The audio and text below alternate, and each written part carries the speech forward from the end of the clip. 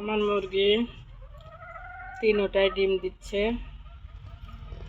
দোয়া করবেন সবাই। মাশাআল্লাহ। আজকে দুপুরের খাবারে শাক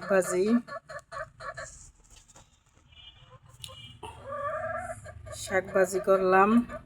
আতারি পাতারি শাক, বিভিন্ন আইটেমের ভ্যারাইটিস জাতীয় শাক সকালে তুলছি আমার বাসার ভিতর থেকে।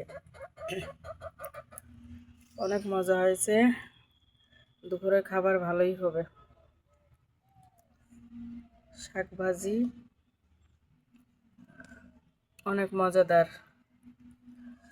শাক ভাজি আর লেবু আর পেঁপে আর ডাউল রান্না করব। পেঁপে আর ডাউল। দুধ জ্বালালাম।